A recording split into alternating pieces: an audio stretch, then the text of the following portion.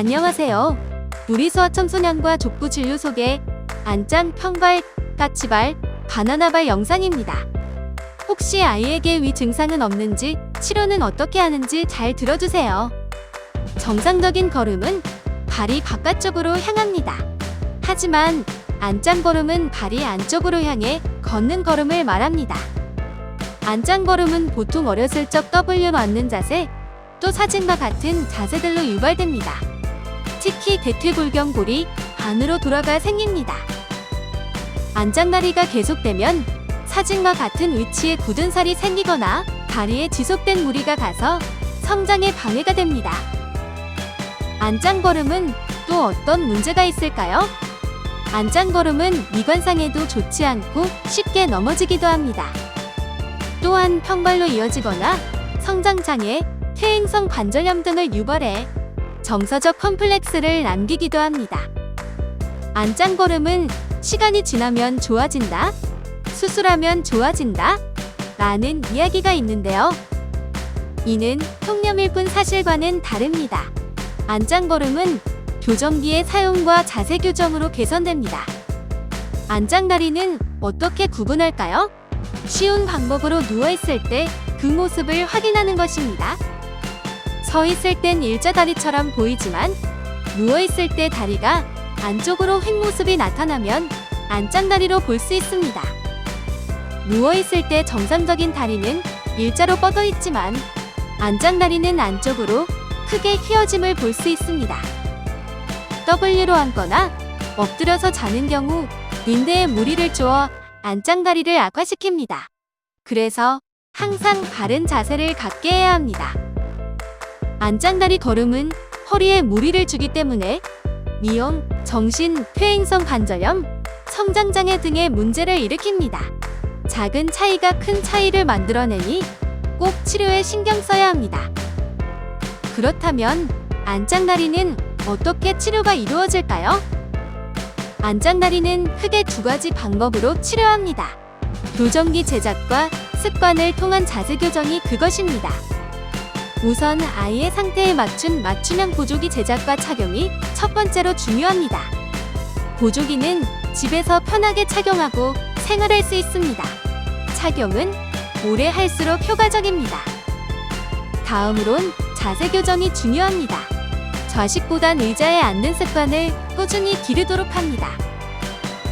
또 대퇴골 내외전이 안짱다리의 원인이기도 합니다. 도수치료, 교정기, 발보조기 등으로 치료합니다. 안짱다리 진료 환자의 모습입니다. 치료기간 1년 4개월 동안 안짱다리가 완벽히 개선되고 키 성장 역시 꾸준히 하였습니다. 안짱다리 걸음은 치료 효과가 매우 확실하기 때문에 늦기 전에 시작해야 합니다.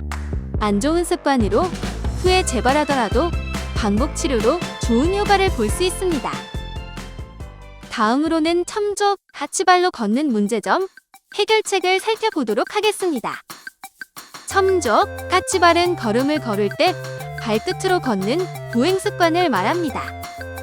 이는 까치발 보행의 원인이 되고 구부려 앉는 데 어려움을 갖습니다. 첨족은 크게 세 가지 원인으로 발생하는데요. 습관적 문제인 어린 나이 버릇, 라이트한 아킬레스건, 신경학적 문제인 둥아리 근육 문제로 발생합니다. 까치발 보행은 발 뒤꿈치 통증을 일으키거나 인대 문제로 성장에 방해를 줍니다. 또 발 앞에 굳은 살이 생기거나 쥐가 자주 온다든지 나아가 무릎 관절염을 유발하기도 합니다. 까치발 역시 전문적인 검사를 통해 문제를 파악하고 휘어진 각도를 정확히 진단합니다.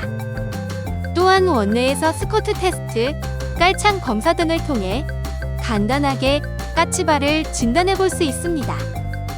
다음은 평발 정상에 비해 평평한 발입니다. 평발은 다양한 측면, 서 있는 상태에서 발바닥 면적, 발 아치 높이, 뒤꿈치를 살펴 검사해야 합니다. 평발은 발의 체중을 제대로 흡수하지 못해 무릎 고관절 관절 통증 등을 유발합니다. 또 성장기 어린이는 성장장애가 올 수 있습니다. 평발이 계속되면 중골 골단염, 제2 캐러병, 무지혈반증, 족저 근막염 등의 타 질환들의 원인이 됩니다. 평발은 다음과 같이 치료가 이루어집니다. 평발 검사기로 평발을 정밀 검사하고 맞춤 발보조기를 만들어 걸음을 개선합니다. 사람마다 평발 유형이 다르기 때문에 사진과 같은 과정을 통해 맞춤형으로 교정기를 제작합니다. 수술에 비해 훨씬 쉽지만 효과는 확실합니다. 평발은 어린 나이에 교정할수록 좋은 효과를 봅니다. 만 5세에 시작해 약 1년 9개월간 평발이 완벽히 치료된 모습입니다. 다음으로는 바나나처럼 발이 휘어 보이는 바나나발에 대하여 살펴보겠습니다. 바나나발은 마치 바나나처럼 발의 앞쪽이 뒤쪽에 비해 안으로 휘어져 있는 경우를 말합니다. 우리나라에서는 무릎을 꿇고 앉는 경우가 많은데 엉덩이 밑으로 깔린 발 때문에 바나나발이 더욱 악화되는 사례가 많습니다. 바나나발 역시 이른 교정이 꼭 필요합니다. 사진과 같은 보조기 치료로 성장에 큰 도움을 줄 수 있습니다.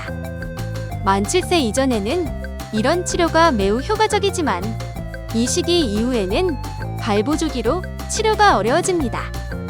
하지만 만 7세 이후에도 거의 완벽하게 호전된 케이스가 있습니다. 걱정보단 이른 치료로 꼭 성장에 방해가 되지 않게 도와주세요.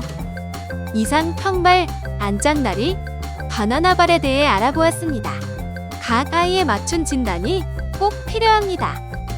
우리 소아청소년과에 방문 접수하셔서 아이에게 맞는 진단과 치료로 우리 아이들을 건강하고 바르게 키우시기 바랍니다. 이상 우리 소아청소년과 성장클리닉 체형 및 족부 진단검사 소개 영상이었습니다. 감사합니다.